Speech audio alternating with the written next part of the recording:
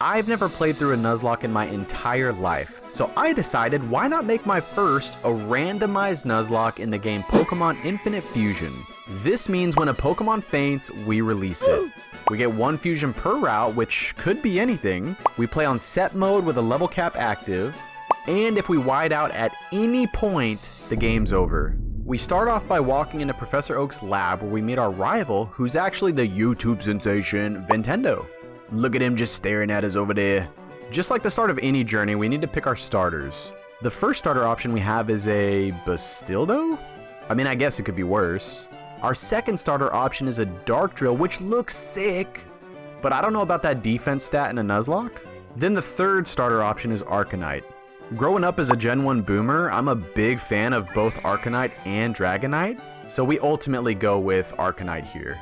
This does mean though that Nintendo chooses Bastildo as his starter, and anyone who's played Gen 1 knows we're about to have to fight our boy Nintendo right here, right now. So the battle starts and we lead with Fire Fang, then Bastildo Mud Sports at us? Not sure what he's trying to say. The rest of the battle is basically Bastildo protecting and me trying to Fire Fang him.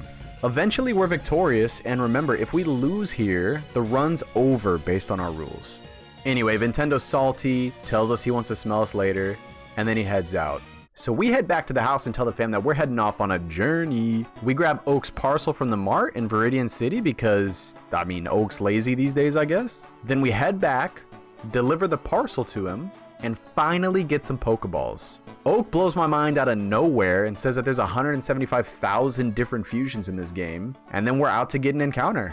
Fingers crossed it's something decent, and it's a Sneetwig. Yeah, I mean, it's not my favorite, but maybe it'll work out. Anyway, I get down to my last Pokeball after disrespecting Sneetwig, and we almost don't even catch our first encounter. But Dope Like Soap shows up in the chat, and we instantly get it, which happens all the time with this guy popping up in the chat. Side note, by the way, this whole journey was streamed and is available on YouTube. After some grinding, we head over to the next route and get our second encounter, which was a Clefkip.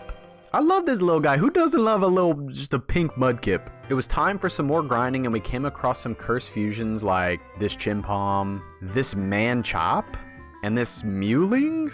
Then out of nowhere, the randomizer gifts us with a banger. Oh, yo, an ability capsule. It was finally time to rematch our rival Nintendo, who's now Nintendo 6 for some reason. He leads Mega Sprout, and half of me wants to uninstall the game and half of me wants to catch one myself. I don't know, but we one hit KO it, and then Bastildo's back, eager for revenge on our Arcanite. But we spicy bite him twice and he can't hang, to be honest.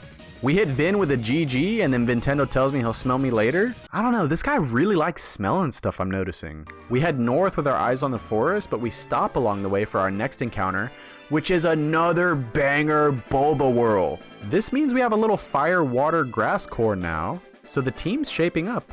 Nothing bad could possibly happen, right? We finally make it to the forest and we get a goated encounter, Rosator. I love this thing, look at it. It's got 3 heads, but the heads are flowers, and it's like Executor. It's like, as I was going through the forest, chat came in clutch and mentioned that I actually have another encounter in the secret garden over on the first route. So we backtrack and eventually end up finding it. Our secret garden encounter ends up being a Ponyteeny, which looks cool when it's fully evolved, but it wouldn't really be good until level 55. So we catch it pretty easily and add it to the team for now, I guess. We then hit the mart to sell some of the items we found in the secret garden, and ladies and gentlemen, we're rich. We restock on potions and Pokeballs. Then chat tells me that the dude I'm standing next to in the mart gives us a free Pokemon. It is a Farabra. Farabra's a banger. A couple minutes into leveling up our Farabra, we come across a damn Zekrom, but we just one-hit KO it and head off to the forest. As soon as we get back to the forest, we check out some of the webs and find a Charkip, but we didn't know if this counted as a separate encounter, so we just kind of ran from it, sadly. We then show no mercy, destroying every single trainer in the forest. And finally, we make it to Pewter City. We're feeling good at this point and we're ready for Brock. We find his gym, but we run into some drama, unfortunately. We can't exceed the level cap because of the Nuzlocke rules, and we think 14 might be wrong. So to be safe, we don't let any Pokemon exceed level 12. Our first real challenge of the Nuzlocke is finally here. With this challenge, we can only bring however many Pokemon the gym leader has, and Brock only has 2, which is pretty stressful. Because remember, if we white out at any point, the game's over for good. So we select Arcanine and Rosator just to ensure that we have diverse typings and good stats, and then the battle begins. Brock opens up with Aegidude, which looks incredible, but it definitely doesn't want to take 2 Fire Fangs to the face, you know what I'm saying? Then Bastareep comes out, and this confirms that the level cap was 12 all along, which means we made the right decision, because this is his ace. We hit Bastareep with a couple twisters, and then the first gym is Dunzo. It's kind of hard to tell when you look at the layout, but bang, we add that shiny new badge to the layout. Brock then gives us the TM for D-Fog? He must be confused, because he thinks it's Rock Tomb for some reason? I don't know. Anyway, it was time to finally leave Pewter City, which means another encounter. This one ends up being Skipdactyl, which for some reason looks like a Tangela fusion instead of an Aerodactyl fusion. I don't know what's up with that. But we catch it and wish it a long, happy life collecting dust in the box. Or who knows, I mean, we might end up using it later, I don't know. After our encounter, we had a long string of trainers before Mount Moon, which led to some cursed Pokemon like this. Oh my god, this. And this actually looks pretty cool, to be honest with you. Anyway, we finally make it to the Poké Center outside Mount Moon, and this guy gives us a Clefsaur. While it's pretty cute, and it would be nice fully evolved, it's probably gonna have to live in the box for now. We start exploring Mount Moon and almost forget that we get an encounter in here, but we remember and we end up with a Palkia Vaporeon, which is our first legendary encounter. We end up catching it somehow, which means our Bulbaworld's probably gonna have to take a vacation to the box, you know what I'm saying? So Pallion can join. And then after settling in with the new teammate, we start progressing more through Mount Moon, which is crawling with Mr. Pass. I hate these things. I'm gonna have nightmares because of these things. Then we meet Team Rocket, and Brock gives us Rock Smash to advance in Mount Moon. We start exploring deeper into Mount Moon, and we run into Pokemon like this cursed Wayos. And then after taking out this Shylax, our Clefkip decided to evolve. Cleftomp looks... well, I don't know. Let's just hope the final Evo comes out looking a little better, you know what I'm saying? We were approaching the end of the cave and feeling pretty good. That was until we meet Team Rocket Samantha, who has an Abco. Now, I'm new to Nuzlocke and unaware how lethal Absol can be early on. I knew we were at a typing disadvantage, but I was like, hey, he's a pine cone. What's the worst that could happen? Bug bite. Oh my god. Get me out of here. Get me out of here. Get me out of here. Get me out of here. The problem is especially in Nuzlocke. Wait, Pursuit? No! No! I was actually heartbroken over this. Farabra's the first death of the series and gets moved down to the bottom right-hand corner of your screen. Chat roasts me for that death as we find a group of Team Rocket doing what appears to be trying to fuse 3 Pokemon for the first time. They get triggered, try to fight me, I defeat them, then their machine breaks, we send Team Rocket running, and this scientist gives us a fossil for our troubles. Or I mean, a fastball? Anyway, we finally make it out of Mount Moon, which means we get another encounter right before Cerulean. We end up with a Chinpom, which is okay, I guess. Wait, what is it holding? We catch Chinpom, and then eventually arrive in Cerulean City, which means we now have access to a Poké Center again to make adjustments to our team. We officially release Farabra, and then Bulbaworld is back, baby! While training, Bulbaworld evolves into Ivyworld, and then Sneetwig evolves into Sneedle. Now we're truly ready to take on Nintendo 6 once more. He opens with Zacu, which has a disguise from its Mimikyu half of the fusion, but we take it down no problem with a couple Fire Fangs and bites.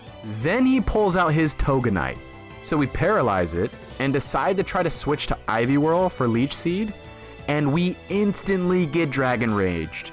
We do land the Leech Seed, but we decide to accept Dragon Rage since Dragon Rage Clause is still active until the second gym. Then we go out to Paleon and start hitting Ancient Powers until Toganite goes down. Nintendo then goes out to his Ryrak, but it gets one hit KO to a Water Pulse from Paleon. Finally, our arch nemesis Bastildo comes out, but thankfully we get off 2 Water Pulses and finish the job. Again, for some reason, Nintendo keeps telling me he wants to eventually smell us, you know what I'm saying? It's a little bit strange. But now it was time to take care of the trainers to the north of Cerulean and train for Misty. Immediately we're met with horror as we face a Phelion, but we clear out Nugget Bridge, which means it's time for our encounter. Our encounter ends up being a Klinkmite? I mean, I guess it's great typing, right? Electric, steel, but yeah. Klinkmite's gonna have a long and happy life in the box. Anyway, we continue training above Cerulean, but then we come across Picnicker Kelsey, who had a Preno. I was honestly just being so careless at the start of this stream, and I should have known Ho-Oh would have Brave Bird, but you live and you learn, I guess. No! No! I was heartbroken about this, but Paleon comes in to avenge our fallen teammate, and then we go heal and say goodbye to Rosator. This means for now, Klinkmite joins the squad due to its OP typing. Then the moment I get back up there, we come across Hiker Knob. As I watch this back, I see now that I just needed more coffee before streaming, because man, tell me why I stayed in and let our Sneedle take a quad weak Fury Cutter to the face. Okay. Close call, close call. Then to top it all off, this Pokemon also has Pursuit, and we lose our Sneedle. Arcanine comes in to clean up the rest of Knob's Mons, but at this point, it genuinely felt like we were falling apart. We head back to the Poke Center again, add Skipdactyl Tangela to the team, and say goodbye forever to Sneedle. It's funny, at the start of all this, I was actually kind of bummed to get Sneedle as our first, but now that we're saying goodbye, I was actually looking forward to evolving it and playing with this thing. Anyway, finally we make it to Bill and he has us fuse him. We help him out and then Bill gives us the SS ticket for unfusing him back to normal. Now we're finally ready for Misty's gym. We do though almost lose one of our favorite mons to a Startress. I mean, the thing explodes, like you can't make this stuff up. Misty decides to lead a Palkia Dodrio. And I'm thinking to myself, can we please stop with the legendaries? We choose to start things off with a power gem, which is 80 power and super effective, but it's not enough. Misty super potions, but it's pretty irrelevant because another power gem takes it out. Then in comes Misty's ace, Manlum. I instantly lost years off my life looking at this thing. It's a little bit cursed. But anyway, we outspeed, we go for the water pulse and land the confusion, which is huge. Manlum gets through though, lands the bulldoze, but we eat it just fine. We choose to potion here to hopefully get some free damage, and yeah, it hits itself in confusion. Then we finish it off with 2 water pulses, beating Misty. Misty tries to tell us that we're too much even though she had a literal Palkia, and then we get the Cascade badge added to the layout. We were checking houses before leaving Cerulean and came across this rocket grunt selling moonstones, which we actually needed for Cleftomp. Only issue is that we're pretty poor right now, so we made a note of that and we pushed onward. We actually get 2 encounters on the way to Vermillion. The first is right below Cerulean right here by the daycare, and we actually get a Luxler, which is pretty good. Then on Route 6, north of Vermillion, we get a Voltet. And we were right about to make it to Vermillion City when something terrifying happens. See, in this game, there's something that is sure to end your run if you aren't prepared. And that's Shedinja fusions due to Wonder Guard. Our boy Camper Jeff sends out a Kabuinja, but luckily we had Bite for this thing. And against all odds, we make it to Vermillion City. Right off the bat, we pick up the bike voucher. We get the Old Rod, which actually gives us some new encounter options. And we head to the east of Vermillion to get our next encounter, which is a banger. It's a Bellossom Breloom. We catch it, and then immediately head to Diglett's cave to get our encounter over there as well. I can't believe it, but our cave encounter is actually another banger, Luxray Hitmonchan with Intimidate, so we catch that as well. And then we make use of our brand new Old Rod and get our Vermillion City encounter Dollop. Anyway, it was now time for the SS Anne. And while we're on this boat, let's pretend like I remembered to put Luxchan on the layout over here instead of Luxler. Gentleman Thomas had a Magmar Ghastly, which was light work, but this dude was guarding an ability capsule and I was mind blown. There were some other interesting Pokemon along the way, but generally speaking, we handled everyone with ease pretty much. We find ourselves at the top of the ship and eventually get the Captain's Key, which means we can finally get the HM for Cut. There's just one thing standing in our way though, and that's Nintendo. 6. Nintendo leads Dofisk, which is cool because we have a Palkia with Water Pulse. And then Nintendo sends out QU, which we're fine with because this thing does not want to take a Power Gem. And then his third mon ends up being a Mudkip, but Skipdactyl gets it done with a Wing Attack. finally we see our arch nemesis, Bastildo. Turn 1, Skipdactyl lands a huge sleep powder, which frees Luxchan up to hit 4 sparks and finish the job. With Nintendo dealt with, all that's left now is to go meet the captain. We give him a little back rub, you know, he's a little seasick, although I always thought it was strange for a captain, of all people, to be seasick on a ship that's not even moving, like I don't know. But anyway, we get cut, and we immediately want to put this HM to good use, so we actually head through Diglett's cave, and hit up all the areas on the other side of that cave. In one of these houses over here, the old man wants us to help him cut some trees in his garden, but it was actually worth it, and I was mind blown because he gives us the shears. I had no idea this was a thing in this game, but this means that we do not need the HM cut anymore. We don't have to actually have it on a Pokemon. We can use the shears to cut down trees in the game. It's insane. At this point, I'm hopeful that we can get that for all the HMs because it's definitely one of my favorite parts of this game so far. And sure enough, as soon as we make it back to Vermillion City, we see an item up by all these rocks. And it ends up being a pickaxe, which means we don't need to use the TM Rock Smash anymore. Then I remember we have an egg encounter up at the daycare, so we grab that. And since we're by Cerulean, we go back and hit up the Team Rocket Grunt again, who was selling the Moonstones. This means Cleftomp is able to evolve, and not only is it stronger, but definitely looks a lot more natural. I'm a big fan of this one actually. Due to us also having the old rod now, this means we can get a Cerulean encounter as well. And we catch an Electalosion. Damn, this thing looks sick. It's so good. Oh my gosh, it's so good. And then we rode our bike back and forth non-stop to hatch the egg, which ended up being a Togepi anyway? I don't know, I'm done. But that's fine actually, because it means everything else is done, so we can now hit up the gym to face Lieutenant Surge. The gym itself doesn't take very long. I mean, we make pretty light work of Surge's henchmen here, and then we were finally face to face with Lieutenant Surge. Surge and I both bring 3 Pokemon to the battle. He chooses to lead with a Chicotic for some reason. I'm happy to say this ended up being the easiest gym by far because we basically just one-hit KO every Pokemon on his team with Fire Fang. And then I think Surge is confused here because he says he gives us Thunder Wave, but then he actually gives us Infestation, which it's pretty rude to give us an infestation. Like, it's weird. But anyway, Vermillion is now done, and before leaving and heading to Rock Tunnel, we decide to do some hotel quests. And oh my god, we get an Azumazor from this guy for giving him an old boot. Look at this Azumazor Scissor Fusion, it's incredible. Then after doing some more questing, we get one of my favorites so far, Clefram. So yeah, it's safe to say some changes to the team were in order, and here's a look at where we ended up.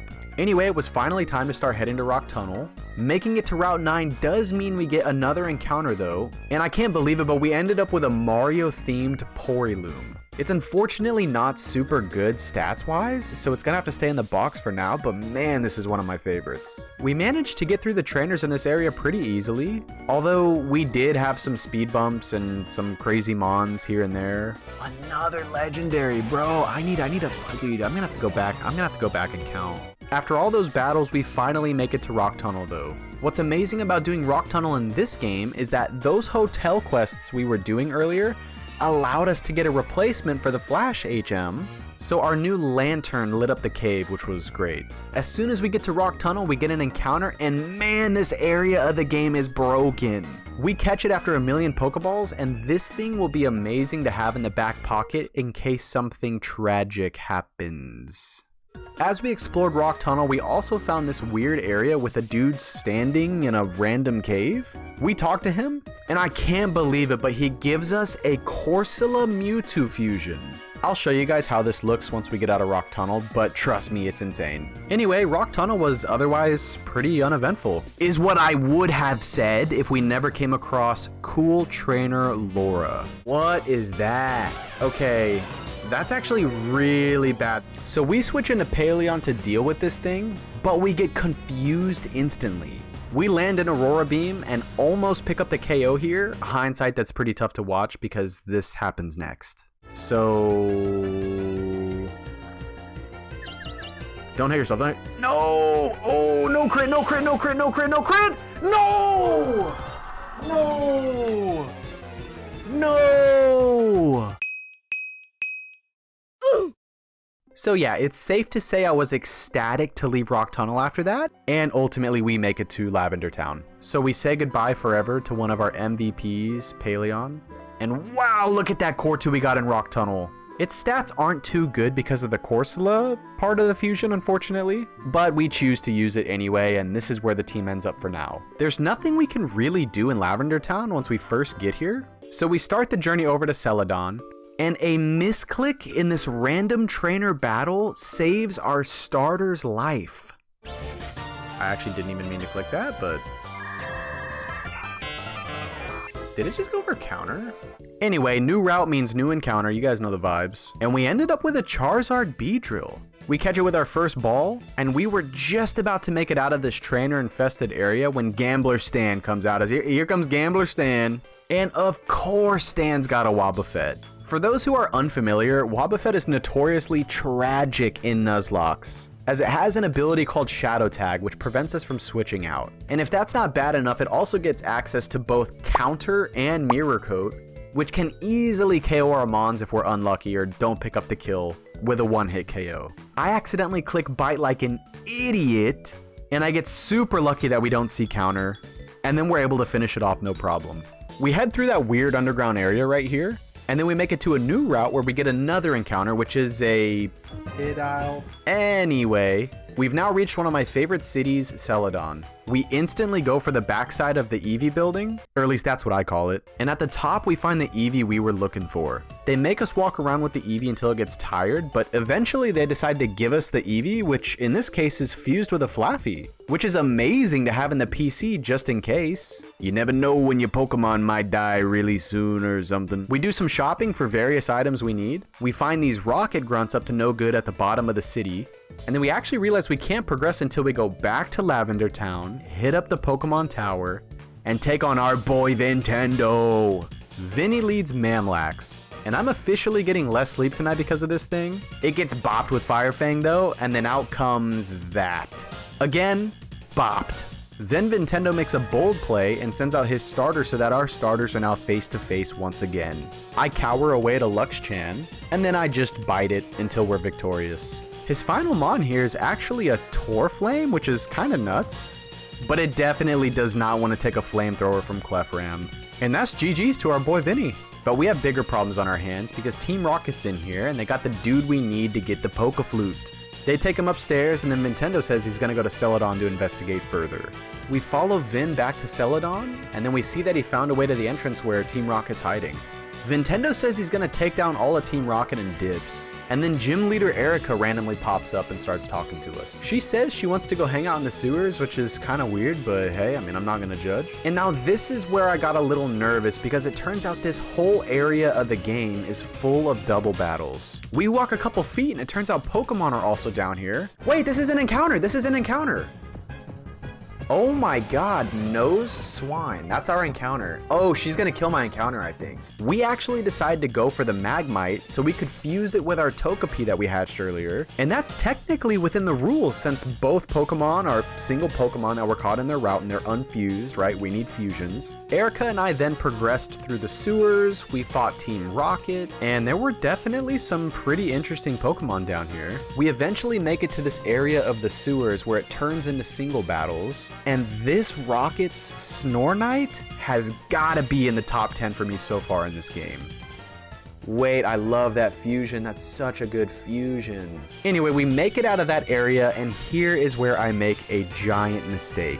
Side note, before that though, we get a Miststone, which is broken. But the mistake is, once I went through this door, the game doesn't let us turn back. We started realizing this was likely the Giovanni boss battle, and based on the rocket grunts in this area, it means most of our Pokemon are probably underleveled for this fight.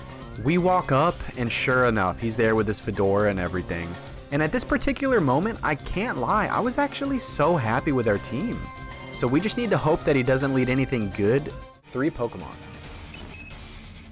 Okay, level 32, I goofed. We outspeed and land the para turn 1, but this thing starts minimizing, which is so annoying. After some insane metronomes... No! You just get Brave Bird like that? And terrible misses out of us. This is and you minimize again. Okay, come on, I need to hit this, There we go. We finally take it down with a Thunder Punch. Now here is where things go terribly wrong. A level 35 Flyluff comes out. Now our team doesn't want to take ground attacks as it is, let alone from something 10 levels higher than most of our team. We test the waters with a quick little Fire Fang and learn that this thing outspeeds our entire team and does massive damage even when it's not super effective. Unfortunately, it does more damage than we're even able to heal, and this means that we have to sack something for a safe switch in. Sadly, this was Balloom's time to go. Yeah, okay, damn. Damn. Effect Spore, please? Effect Spore? No Effect Spore. Okay, now the strat is for our underleveled Azumazor to come in and try to land a big Crab Hammer, but Flyluff just outspeeds and one-hit KOs. Hindsight, this hurts a little bit because maybe Aqua Jet kills? Yikes. We realized we needed Arcanite to come in at full HP, so we sent in Cortu to sack. Somehow it lives a hit, which we didn't think was possible, but it goes down the following turn anyway. Then we had a big brain strat. Luxchan Intimidate plus Close Combat. We live in Earthquake after the Intimidate, but Close Combat isn't enough damage, and now our defenses have been lowered. Dude, what? It outspeeds, so we need a crit Mach Punch, and it doesn't happen. We go back and forth with some weird turns out of the AI, but it just ends up EQing and we lose another Mon here. We're left with our two favorite Mons, and all I can think about is how he still has another Mon in the back we haven't seen yet. We go out to Clefram here to ensure our starter's full HP for whatever he has in the back, and we just need Flyluff to not go for EQ. Yes! Yes! Yes! Holy shit! His final Mon is IV9, which double edges us, and then we get it down to about half with Ancient Power. Then we go out to Arcanite, we get the Para, and land the Hurricane to finish off Giovanni. Yes! We make it out! Holy shit! Oh my god! Our team didn't die in vain! We pick up the Sylph Scope here so we can see ghosts now. And then we head back to the Poké Center for another tragic set of goodbyes. This was definitely the lowest point so far in the run. We then bring on some new mons to the team, starting with our newly fused Magnemite Togepi. Then we bring back Ivyworl, Cleftomp, and our recently obtained Eevee Flaffy fusion. Before finalizing the team, we decide to get our encounter to the left of Celadon, which was the No Swine that we didn't catch previously. We catch it, but then we decide to leave it in the box for now. Now it's time to build the team up stronger, and this means it's time to use a Water Stone on Ivyworl to make it Ivy Wrath, then another Water Stone on our Eevee Flaffy to make it into a Vaporphy, and then we level up our Magnemite to get it to evolve into a Magnetic, which is a little cursed, to be honest. We forget to update Magnemite on the layout, and then we head into the Pokemon Tower with our fresh new Sylph Scope. We travel up the floors and notice that the people here are like zombies and ghosts when you face them, but then they turn back to normal when you beat them. We also remember we actually get an encounter here that we didn't get before, and while its stats aren't too great, I actually kind of like this thing.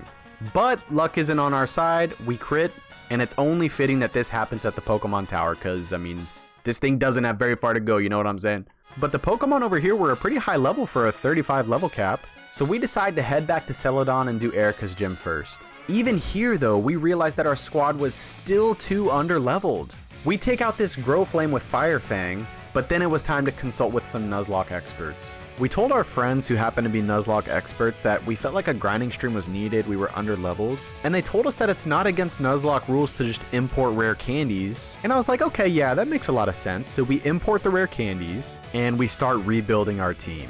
This means Ivy Wrath evolves into Venarath, then Magnetic evolves into Magnetic? Anyway, we do remember to update the layout this time, and then Vaporphy evolves into Vaporus, which is a banger! Magnetic also evolves into Magnicus, and yikes.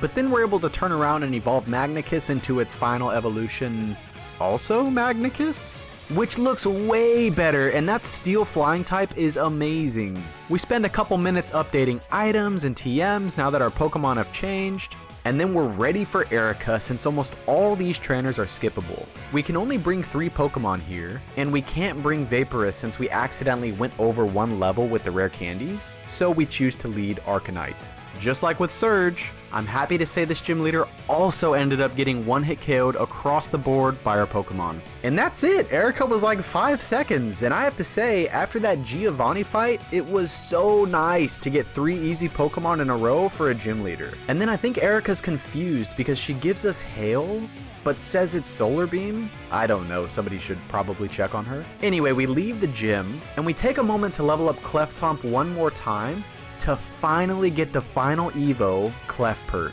And I'm a big fan of how this one looks personally. We head back to Lavender Town so we can finish the Pokemon Tower, and some of these trainers had insane Pokemon. I mean, look at these. We head up the stairs and Mount Fuji's just chilling at the top. We talk to him and he gives us the Pokeflute so we can now progress further into the map. We head down to the route below Lavender Town and play the flute for the Snorlax down there taking a little nap.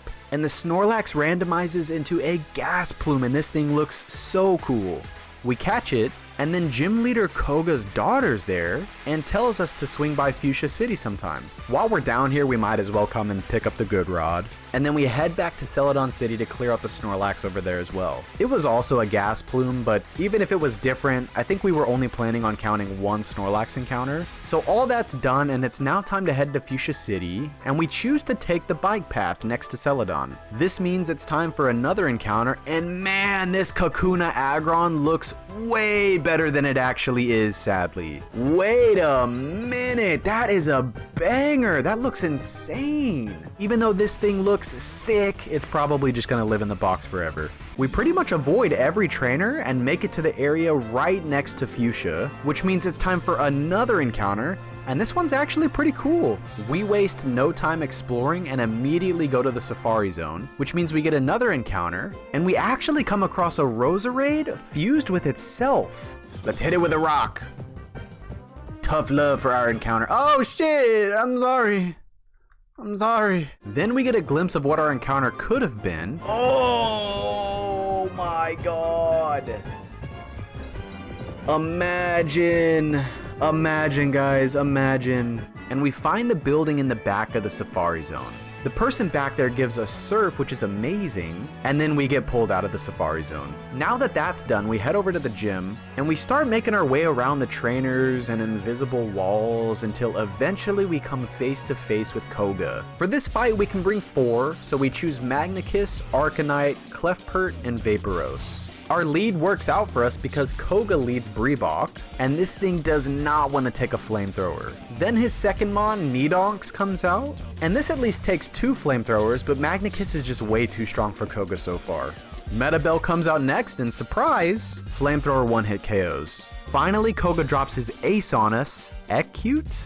But after 2 flamethrowers, we get back-to-back easy gym leaders, which is amazing. Koga adds a shiny new badge to our layout, and then he gives us Stomping Tantrum, which is sick, but I think he's confused because... Okay, yeah, I'll stop with this bit. Anyway, we head over to Koga's daughter's house, and she gives us the HM Strength, but this wasn't enough for us because we wanted the item to have in our bag, so we didn't have to actually teach Strength to any of our Pokemon. So we met this dude who wanted some help moving his Rhyhorn around, and here's how that went. Come on, Rhyhorn. Yes, thank you. You're the best. All right, Rhyhorn, I need you to walk down. No! Turn, my boy! Turn! Even with speed up. This sounds so funny, dude. Rhyhorn, listen to me. Go right. Thank you. Oh my god, dude. Go down. Fuck, go down. No, fuck. Nope, other way. Go down. Fuck. Oh, dude, we just clutched. Oh, we clutched. Eventually, we complete this mission, and we get the hand truck, which means we don't need strength on any of our Pokemon to move boulders. Also, we still have our encounter to the right of Fuchsia, so we go for it, and it's a Tanlith, but I accidentally run from this thing like an absolute buffoon. We somehow never got our encounter at like the bottomish middle side between Lavender and Fuchsia, so we grab it, and Abfetch is a pretty cute one. We catch it, and then it was finally time to enter Saffron City, but this Rocket Grunt's guard in the way. We fight him, and this guy's literally got a legendary and a Wobbuffet. Okay, hold on. I need to sit up straight here. Hold on. This is really bad. This is really bad. We totally avoid the Wobbuffet just in case it has counter or mirror coat. And Lugia goes down to a Thunderbolt. Then we sleep the Wobbuffet with Yawn and KO it with a mixture of Flash Cannon and Ice Beam. We finally make it to Saffron, and there are 3 main things on the agenda here. We gotta do the Team Rocket hideout, we gotta do the gym, and the dojo. We start with the Silphco Team Rocket hideout since that will take the longest, but once we're there, we waste no time going to the 5th floor to get the key card, which essentially means we'll just be a menace in this building, accessing anything we want, opening up all the doors, and it's just gonna make it a lot faster. This place was mostly just a ton of boring battles and item collecting, so let's just skip ahead to when we make it to the top floor, and look who it is. Vintendo follows us to the top floor and wants to battle. We're down, but for some reason his name is back to normal. It's not Vintendo 6 anymore, it's just Vintendo, so I don't know what's up with that. But anyway, he leads Purvire, and Google lied to me because we did research and it said that his highest level was going to be level 40, and it's not level 40. So yeah, we're kind of already off on the wrong foot. Vinny discharges us, and then we answer back with a Dazzling Gleam. Then, oh no, Slash almost KOs our legendary, but we pick up the KO instead. Ninbarrel comes out next, so we swap to Magnicus to get another full HP Mon out, which eats a false swipe, and then we heal Clefram, wall this thing's takedown, and then Ninbarrel gets wrecked by Rocky Helmet. We go back out to Clefram since it looks like this thing sucks, and we get off 3 Calm Minds. We destroy this thing with Flamethrower, and then Ferrotina comes in. Luckily, this thing gets 1-hit KO'd by a Flamethrower. Psych, it lives on 10 HP, but we take it out the following turn. Picking comes out next, and man, this guy's team is busted. It definitely can't take a stab D-Gleam though, so that's fine. And then finally, we're face to face with our arch nemesis again, Bastildo. Lucky for us though, we're 3 Calm Minds up, and this thing definitely doesn't want to take a D-Gleam. Wait, this thing lives? Metal Burst? Uh-oh.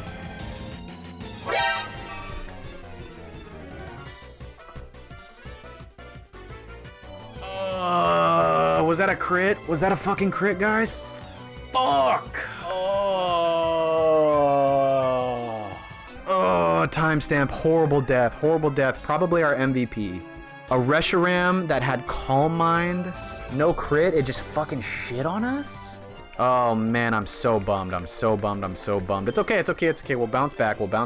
So yeah, that happened. We decide to go out to Magnicus, Thunderbolt, and that's GG. After killing our best Mon, Vintendo says he wants to help us up ahead, but we need to go grab another teammate since we just lost one. So we leave Sylph, we head to the Pokemon Center, and sadly this is where we say bye forever to Clefram. Man, and its tail was so cool, and it was a legendary, and oh dude, I love this thing so much.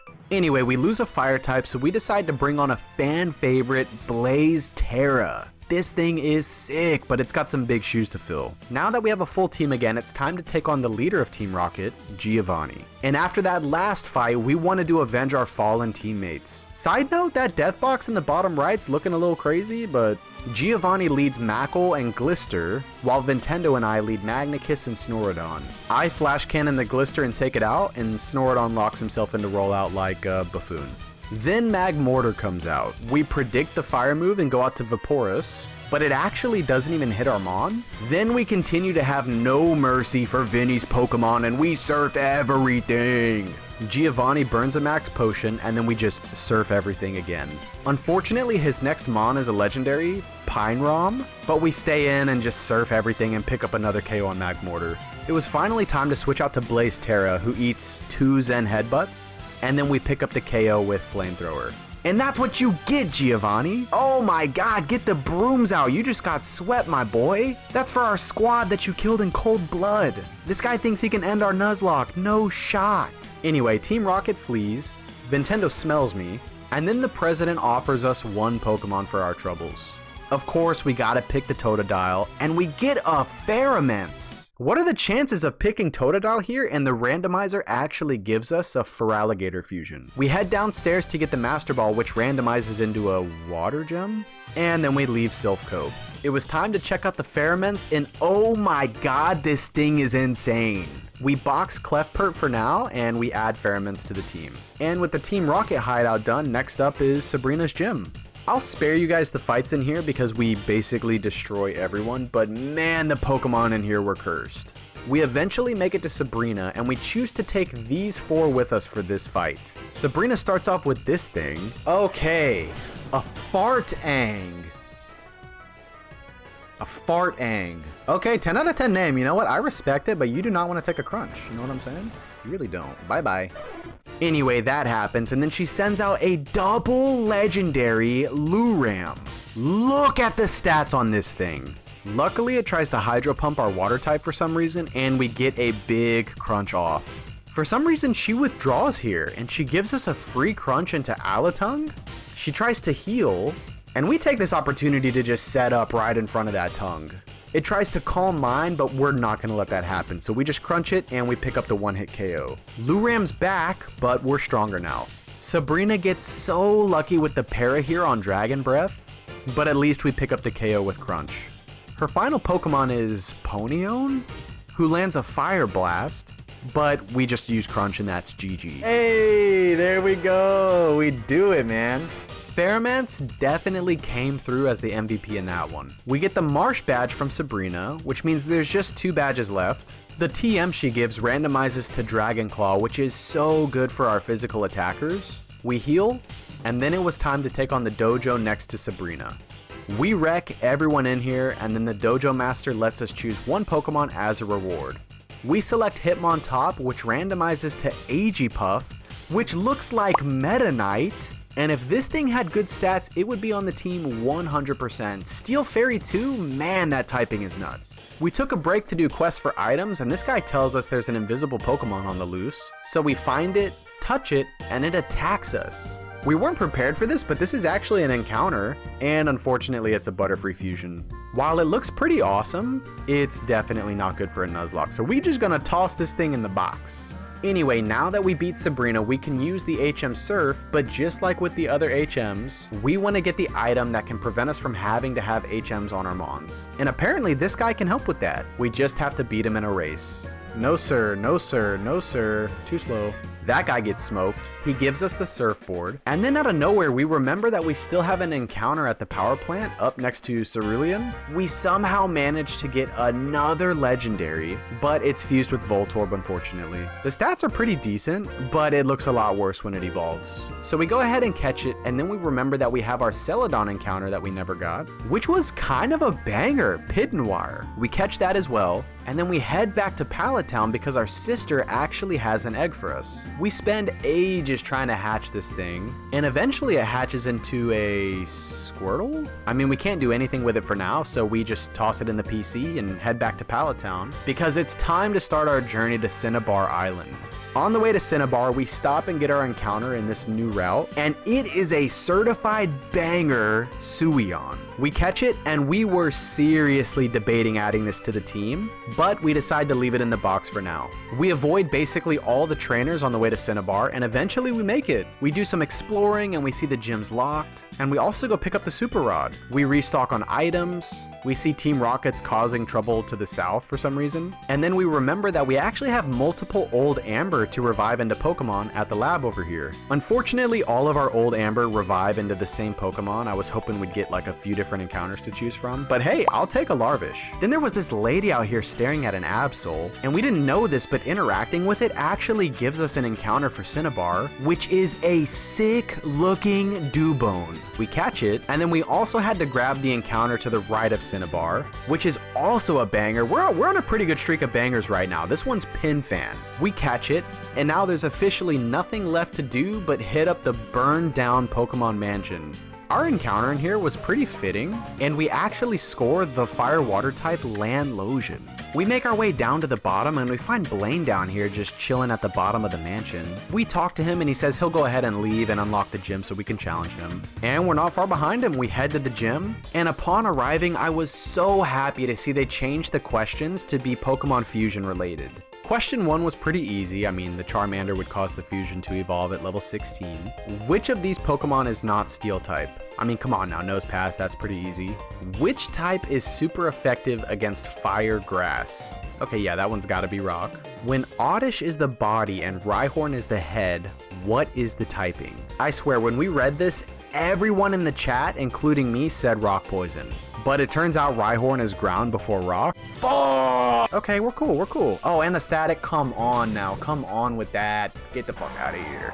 We smoke that guy, and then question 5, how many types are not effective against fire types? We go with 6 here. Then question 6 is all about Tombstoner, which doesn't exist, and GG, we're face to face again with Blaine. Blaine allows us to take 4 Pokemon, so we select these, and then he leads Bridoom. We're like, oh, this thing probably doesn't have anything for us, so we try to Swords Dance, and then it uses Foul Play, which is so annoying because it uses our attack stat to determine damage, which is massive. So we swap out here to Blaze Terra, we hit him with 2 poison jabs, and Bridoom goes down. After that, Groudon Lampent comes out, so we decide to swap back out to Pheromones, but he unfortunately goes for Inferno and gets the burn on us. We burn heal and then hit him with a few Dragon Claws to pick up the KO. Then Blaine's third Pokemon comes out, Maga. Lucky for us, Maga can't take a Dragon Claw and we one-hit KO Maga. Magsaur comes out, so we switch to Arcanine and we Dragon Claw to pick up the KO and defeat Blaine. He gives us the Volcano badge and we somehow manage to escape death by Gym Leader again.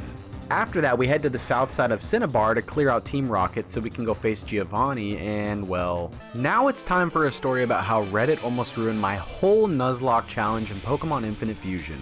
We got to the part of the game where it's time to face ZAPMOLCUNO, the 3 legendary Kanto birds fused into one Pokemon. Well, we were looking for strats on Reddit, and we found multiple different threads talking about how they used Destiny Bond to take out the birds. Instantly, I was excited because one of our randomized encounters earlier included a Ghastly, so we could just evolve it until it becomes a Gengar and learns Destiny Bond. Also, do you see our main team on the right that we've been using up to this point? We decide to box them to prevent any chances of losing them forever in the Nuzlocke, and then we make a new team designed specifically for ZAPMOLCUNO. We evolve Ponytini into Ponynair, then into Rapinair, then we evolve Luxler into Luxlem, which is really cool by the way, Nosaswine into Proboswine.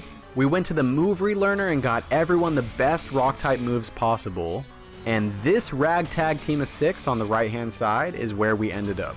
So we surf out to South Cinnabar, and eventually we arrive at the island Team Rocket is at. We enter Mount Ember, and make it to the bottom where Giovanni is holding the 3 legendary birds. Giovanni approaches us, and he says he wants to defeat us with the legendary birds. ZAPMOLCUNO comes out, and at this moment I'm hyped because I know we got this amazing strat we found on Reddit. It's about to be GG's. So I click Destiny Bond, and we go for Articuno. I can't use Destiny Bond? What? I'm super confused here, and so I just use it on myself in hopes that the game just doesn't know how to read Destiny Bond when 3 Pokemon are fused together like this. But it does nothing, and meanwhile the birds are all getting Omni boosts from Ancient Power. This is getting really bad really fast. In a last-ditch attempt to do anything before we die, we Sludge Bomb the Moltres, and we actually get the poison, which will prove to be massive. Genplume goes down, and at this moment I can't lie, I think the run might actually be dead because everything else is all based on chance. Okay, so yeah, somebody fucking sabotaged me with that, dude. I'm so pissed about that. And I wasn't sure how our ragtag group of 6 was about to take on these Omni Boost birds. The next best thing we can do is start going out to our Rock Slide Mons and start clicking Rock Slide. We almost get one hit KO'd, but thankfully the birds don't all attack us, so we're able to get one Rock Slide off and we hit. The poison gets a kill for us on the Moltres head, which is massive, making this doable. Proboswine goes down to an Ancient Power, so we go out to Luxlem with plans to use Stone Edge, but we almost die as soon as we get out. Our Stone Edge connects, thankfully, and we take out the Articuno head, which is amazing. Unfortunately, we lose Luxlem in the process, but we've now put ourselves into a position where it's doable. We're down to one last Rock Slide Mon, so we go out to Clefpert, we land the Rock Slide, and then we Ice Beam for the rest of the 1v1 to take out Zapdos. We lose 3 Mons to the Nuzlocke, and things could have been much worse if luck wasn't on our side. I mean, the whole run would have been over if we whited out. But we managed to make it out alive, no thanks to Reddit. We exit Mount Moon and find Nintendo and the squad coming to see what happened, but I already handled business, so instead they give us the items we need to find the legendary birds on our own in the future. Then Nintendo tells us to go check the gym over at Viridian City, so we sail back to Cinnabar. We unfortunately say goodbye forever to our fallen teammates Genplume, Luxlem, and Proboswine. Then we bring our normal team back into the party, safe and sound from the damage ZAPMOLCUNO would have caused. And we remember that we actually never got our encounters, so we grabbed the one right below Cinnabar, which was a Breloon, then the one off Knot Island, a Bat, and the one on Kindle Road, Slowdrio. After that, it was time to head over to Viridian City, where this basically all started with Oak's Parcel, and we head into Giovanni's gym, the final gym. We wreck everyone in this gym as well, but we also try to avoid as many trainers as we can in the process. And eventually we're face to face with Giovanni for the last time. We decide to lead Venerath and select these for the 5 Pokemon we can bring. Giovanni chooses to open with Marrowblade, and we one-hit KO with a Stab Energy Ball. Then Duggins comes out and actually tanks our Energy Ball, which was pretty scary because it meant a Gunk Shot came our way and almost one-hit KOs us. But we predict another poison move, go out to Magnicus, and then this thing tries to fissure us. I'm mind blown, but we heal Venerath, then we Water Pulse the Duggins to pick up the KO. Trap Fist comes out next and takes a Water Pulse to the face? Then this thing actually lands a super effective Thunderbolt on us, which is pretty scary, and gets the Para. We predict another electric move though and decide to swap to Vaporus, eating that Thunderbolt. Then Giovanni full restores, we Scald, and leave this thing with 1 HP. Giovanni burns another full restore, and this time we pick up the KO with Scald. He sends out Bellshroom next, and lucky for us, this thing does not want to take an Ice Beam, which leaves his final Pokemon, Crasslash. This thing is quad weak to water, so a Scald one-hit KOs, and that's GG Giovanni for the last time. He gives us the Earth Badge, and that means we now have all 8 Kanto badges. He tells us we can now enter the Pokemon League, gives us Trick Room, and we gotta get out of that crusty gym ASAP, so we out of there. Nintendo stops us shortly after we beat Giovanni, and I mean, come on, we can't say no to battling this guy. He opens with Chinwick, which we're super happy to see. Magnicus takes it out with a Thunderbolt, and then LaFable comes out. What is that? Oh my god. Anyway, we try to predict an electric move here, and we swap out the Blaze Terra, which we do see the Thunder Fang, read like a book, and then Earth Power one-hit KOs. Didbird comes out next, and Flamethrower picks up the one-hit KO pretty easily. Then Mimant comes out, and right about now we're thinking, dang, Nintendo's team's been a little downgraded since Silphco. Mimant gets boo-bopped with Earth Power, and then finally we're face to face again with that monster that took out Clefram. But we have a different strat this time. We swap out to Venerath, we put it to sleep, and we Scald. It does wake up, however, and hits us with an X-Scissor, but we Scald next turn, and that's GG Bastildo. Shame on you for what you did to Clefram. Nintendo's final Pokemon is Zotu, so we swap to Vaporus, and we pick up the one-hit KO with Thunderbolt.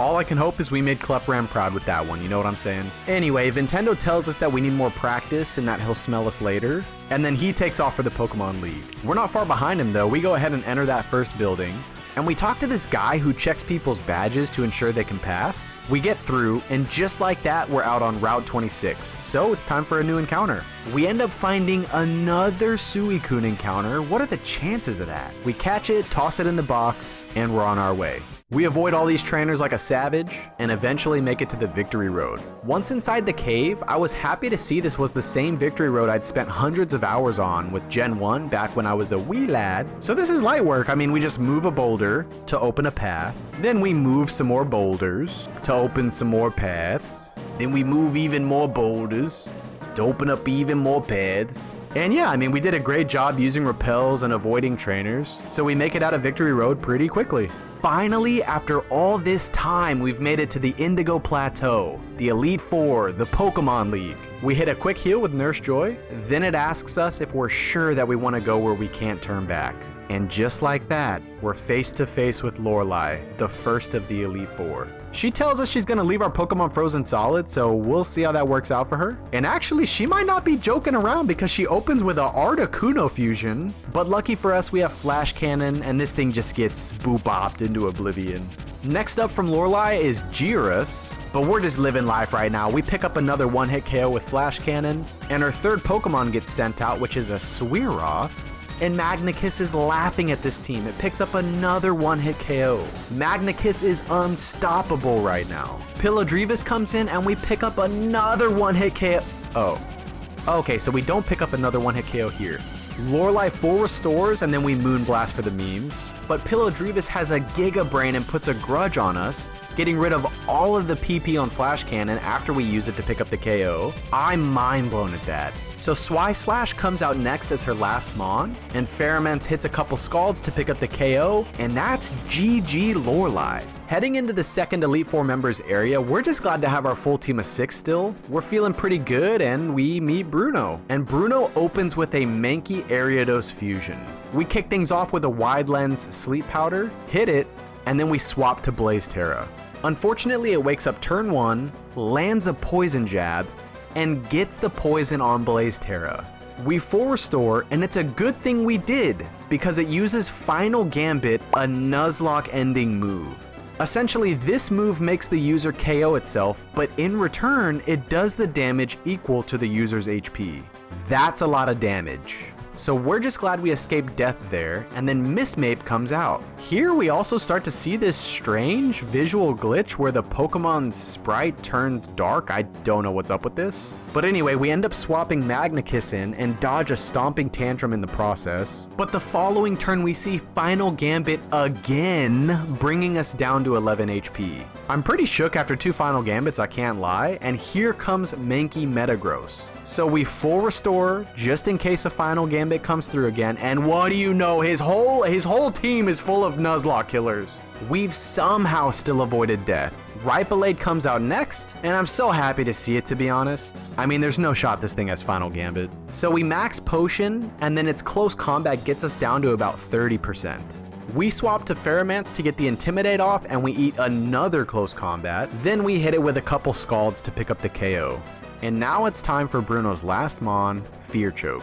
We decide to swap out to Arcanite, and this thing starts bulking up right in our faces. We Thunder Punch to try to get some damage in ASAP, but then we see Drill Run, which is a huge problem because half of our team doesn't want to take a ground attack, and Drill Run has a high crit chance. We swap to Pheromance to get an Intimidate, and Bruno uses this time to go ahead and full restore. We full restore Magnakiss, and then Fear Choke bulks up again. We swap to Magnakiss, Fear Choke bulks up for the 3rd time, and now we're like, okay, this is getting a little out of hand, we need some damage into this thing. So luckily we outspeed, hit a Moonblast, pick up the one-hit KO, and that's GG Bruno. This one was a little messy, I can't lie, but we somehow managed to make it out with all 6 of our Pokemon again. The 3rd Elite Four member is Agatha, and she likes to be surrounded by tombstones apparently. She roasts Professor Oak a little bit, then she tells us she's gonna show us how a Ghostmaster fights. But she really is scary because right off the bat, she makes me relive my trauma from the last fight. And here comes a Mankey fusion again. But in this moment, we kind of have a choice to make. Do we set up on her right now? Fuck it, I click Swords Dance.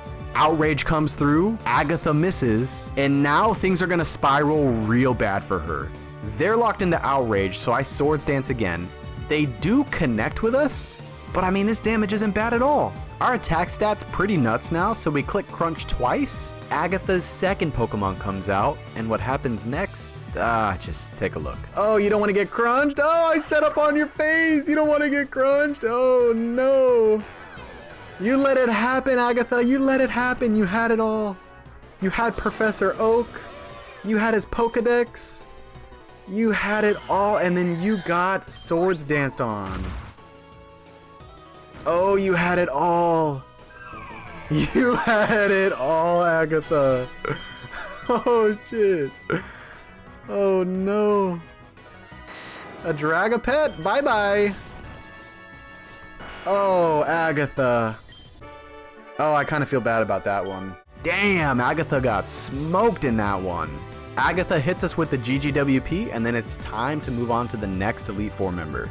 The 4th and final member of the Elite Four is Lance, and I can just tell this guy's about to have mad legendaries. And he's not messing around because he leads Giratina turn 1.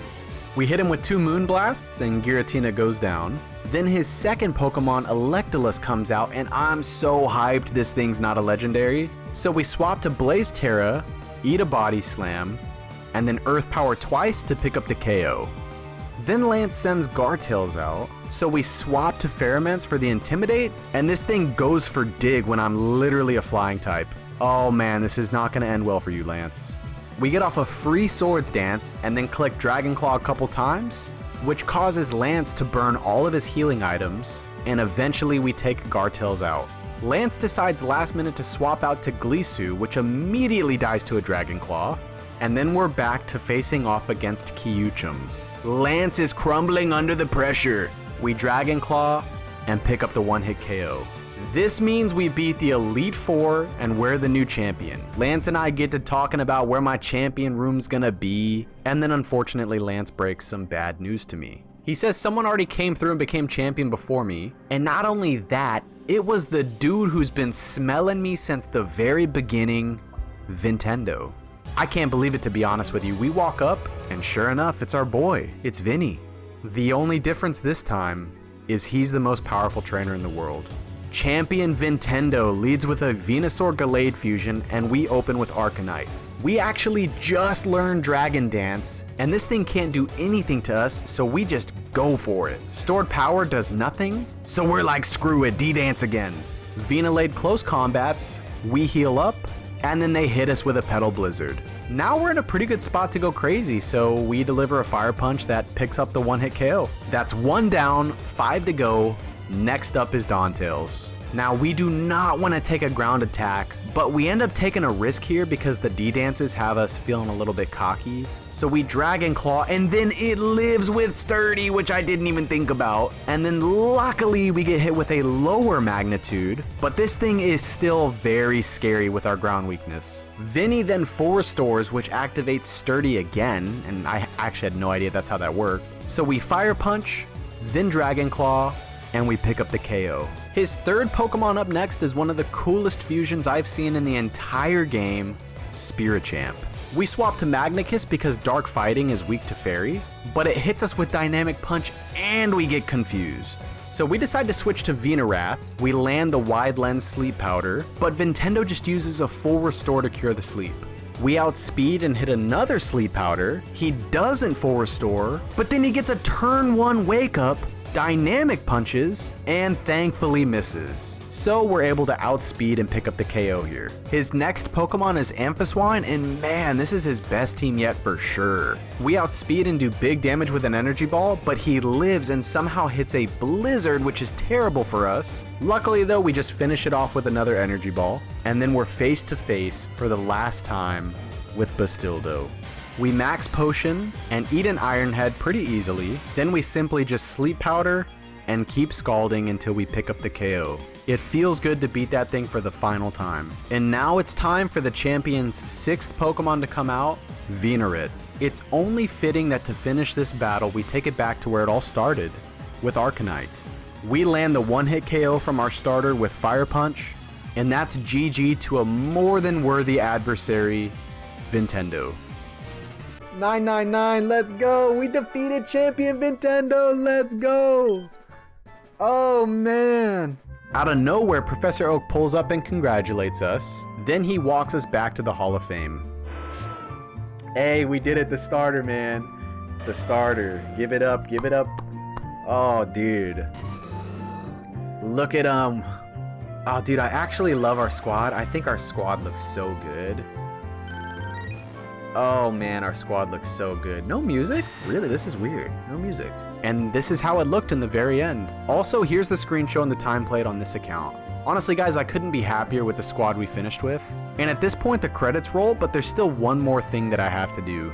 We need to pull all of our fallen teammates out of their box in the bottom right of your screen, give them their color back, and drop one final salute to the ones who made it happen. Also, let's go ahead and show the Pokemon in the PC one final time, even though some of these sprite images are messed up, because honestly, many of these Pokemon could have ended up on the final team as well.